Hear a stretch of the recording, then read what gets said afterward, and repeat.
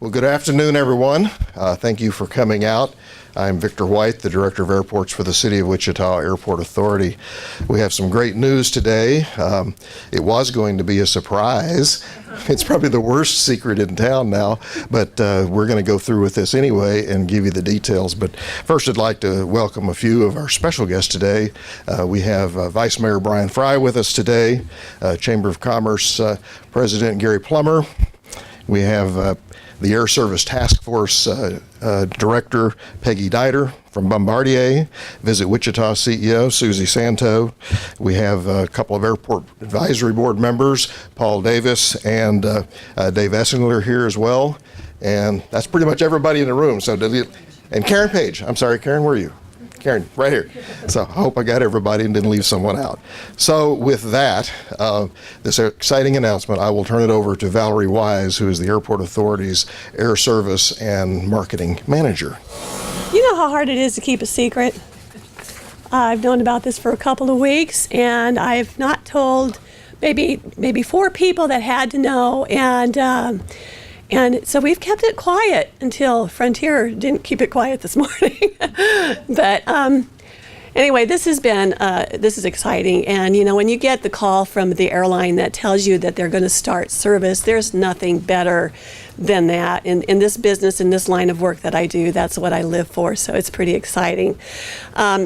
If you will recall, Frontier Airlines, when they were here, they had really low fares to Denver, and when they left in November of 2012, average fares since then have escalated 88%, while passenger traffic has decreased 44%.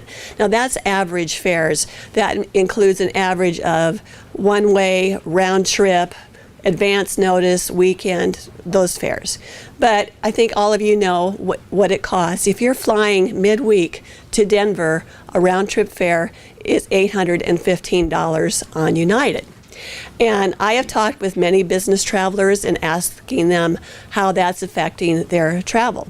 And they tell me they're either not traveling or they're not flying on United to Denver, or they are driving to another airport to fly, or they are taking corporate jets, or they're just not going.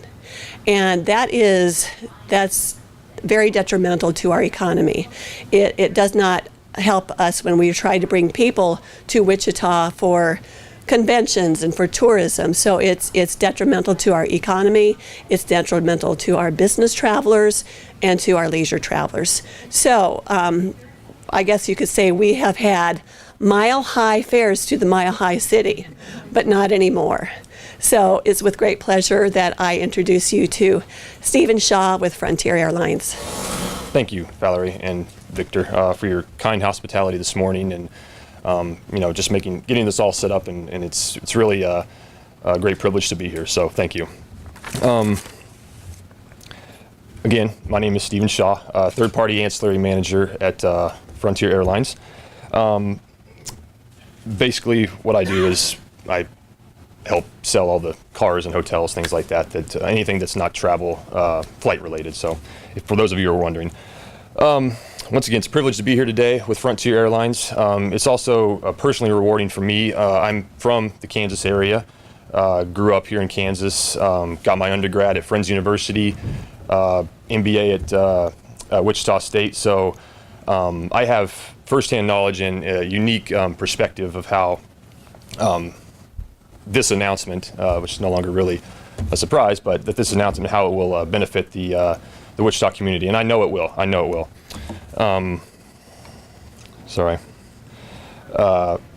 Before we do the announcement, I want to tell you a little bit about the company, Frontier.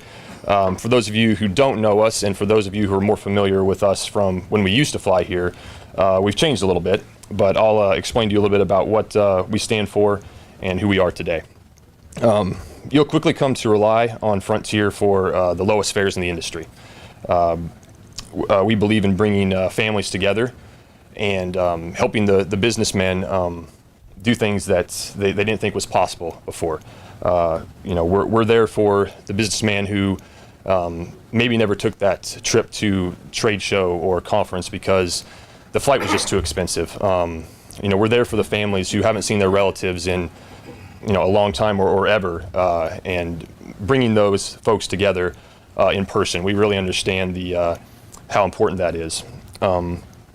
That's why Frontier, we're all about delivering low fares done right, and that's not just our tagline, it's really our guiding principle. So low fares, pretty explanatory, like lowest fares in the industry, but what's done right? So done right to us, it means we're driven to make your experience easy, affordable.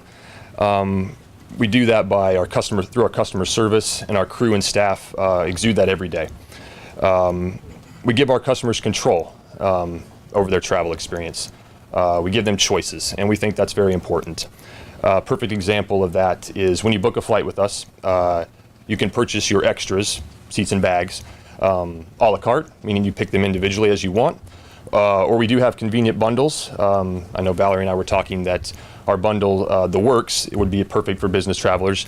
Quickly on the Works, it includes a carry-on bag, a checked bag, and if you want flight flexibility, it comes with the ability to change your flight or cancel your flight for a full refund without any fee. And it's considered one of the best deals in the industry, and it's starting as low as $59 one way. One more thing before we get to the announcement, I wanted to mention our frequent flyer program. It lets you earn miles quickly, and it's really unique in the sense that it's one of the few loyalty programs in the industry that's still doing miles for miles. So, we don't have any tricky formulas that, how much do I spend and how many times do I fly? It's really a mile for mile is what you get. It makes it easy to earn elite status on us, which is very attainable. It's actually more attainable than lots of other airlines. And our elite status comes with priority boarding, a carry-on bag, and a seat assignment, and an upgrade at check-in, if available. Discount Den is another part of our loyalty program, and it's a travel club, discount club. For those not quite familiar with the travel clubs, it really gives you even lower fares than what are published. So lots of times our Discount Den members get first access to the lowest deals, and it's available up to six people on your booking. So I suggest everyone check that out if you're interested, and there's lots of information on our website.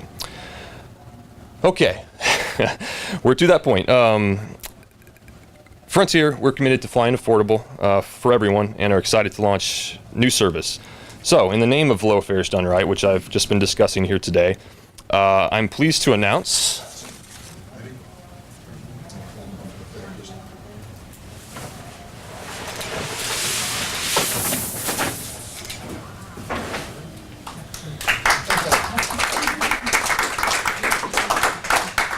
in our return to Wichita, in the new Dwight D. Eisenhower National Airport, new low-fare nonstop flights to Denver International Airport. Let's see here. Yeah, service will begin in August 30th to be exact. And to celebrate this return, Frontier is announcing special introductory fares, and they can be found at flyfrontier.com, and they're starting as low as $29. So,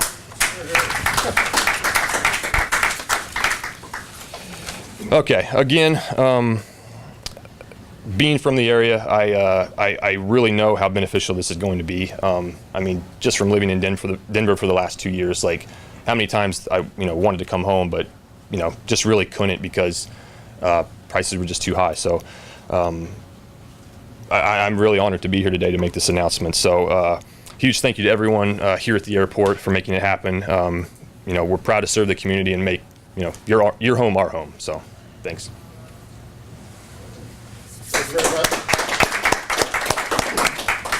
Will you stand for any questions if there's any? Yeah, sure. Yeah.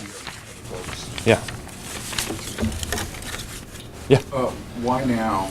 And how did Wichita kind of fall on Frontier's radar screen? We get that question a lot. Really, we're expanding fast. We have 200 planes on order, or about 200 planes on order. So, we're looking for places to fly. Wichita is, there's lots of variables that go into deciding to a new city for us, but one of them being, just the price of the fares to Denver from Wichita. So I would say that'd probably be the number one factor. When the airline left in 2012, cited underutilization on the Denver route. Now this will be not daily.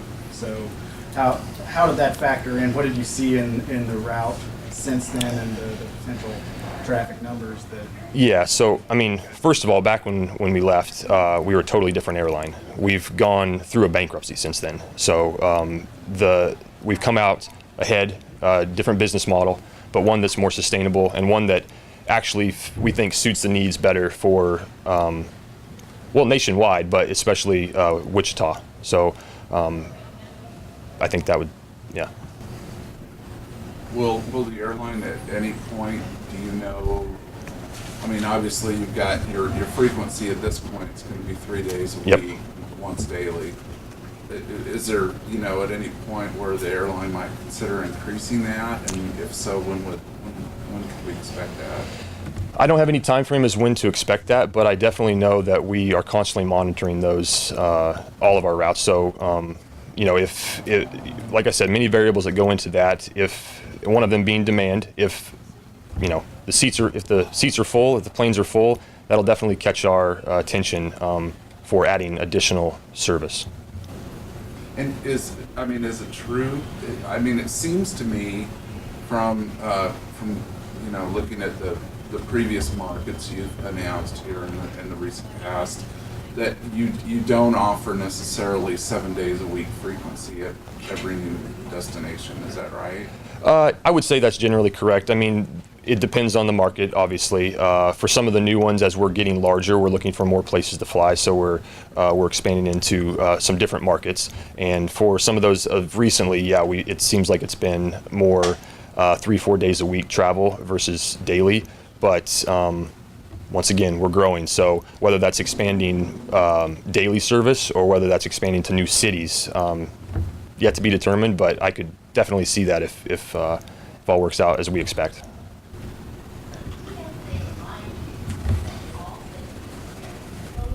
How do you afford $29? It seems so low. Well, we are an ultra low cost carrier. There's lots of things that go into it. Basically, we keep the cost down across the board, and that turns into low fares for our customers, whether that's more fuel efficient planes. We have some of the newest planes in the industry, maybe the newest. It kind of goes back and forth between us and another airline. But so that's one way. There's lots of different ways. I mean, it's really an attitude at the company where we know that we have to keep costs down across the board to be able to put out low fares like this. Yeah. You noted one of your previous responses that you're a different company now. I believe you're owned by Indigo Partners. Correct. Yes. Correct? Okay. Yeah, that's the parent. Private yeah, equity firm. That's the company. So knowing that you're a different company this time, I mean, obviously, I assume the company feels pretty confident it can compete in this market with United, which is the only other airline, even if United lowers its fares. I mean, is that a safe assumption? We're competing with them right now in lots of other markets. So it's not just United. It's anybody who were to come into this particular market. But yeah, we feel very comfortable. Like I said, we're doing it in other markets and doing it well. And I think this will be one that there's room for more than one. So yeah. And the competition really is about what you can offer, especially at the fair you can offer, right? Correct. Yeah. Like I said, we like to give the customer the choice. So for that college traveler who can put everything in their life on a backpack, we're not wanting them to have to pay for someone else's carry-on bag that could be baked into the price of another carrier's product. But we do, for the business traveler, as I've discussed, we offer those bundles, so you can still buy a bundle, which is at a pretty deep discount from if you are going to buy those things already. And comes with check bag, carry-on bag, flexibility of flight changing, and priority boarding. So I think we give the traveler a lot of options, and and we're there to help them, every step of the way on making that decision, whether that's online or when they get to the airport. So I just want to make sure. So you're going to be operating an Airbus A320 on this route? Correct. Right? Yes. And if I looked at online at your website, it looks like the way you've got your seating configuration, that's about 180 passengers. Is that correct? Correct. Our A320 Neos, and I'm not sure if we're going to be flying the A320 Neos or just the A320 200s. You can follow up with our communications team about that, but there's a little bit of difference between the two there. One is like around 160 and one's around 180. So, yeah. I do. Okay, so now that we have competition on the Denver route, what do you think the effect is going to be overall for Wichitans and the broader Kansans flying out of here to Denver? Back when Frontier first served our market with those low fares, we had an average of 112 passengers a day between Wichita and Denver. We're down to 44 a day. Frontier did compete very well with United back in the day.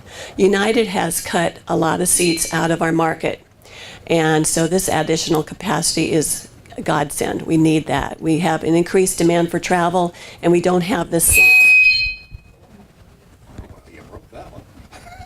We don't have the seats.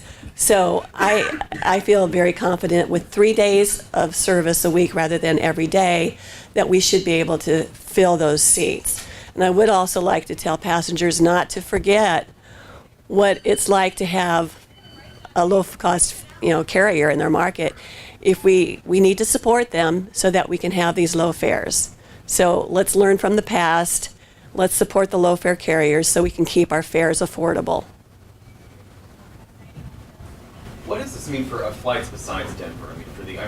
Are you hoping for a ripple effect? We're talking about a great fare here, but do you hope there might be a ripple effect in flights to other destinations, just in the fact that there's more of a demand, or more of a supply, maybe more of a competition? Frontier, as he said, is expanding rapidly, and I think there are opportunities for more destinations. As our economy grows, as our demand grows, we have to make sure that we strategically add those destinations. But yeah, there's certainly opportunities. So because when they left a few years ago, I recall, flights prices started to go up again. Is it possible they might start going down? On the routes that they compete. Just overall. Well, they will go down, obviously. Denver, if Frontier is connecting to another destination, then any other airline will compete on that route. I expect to see some response from United.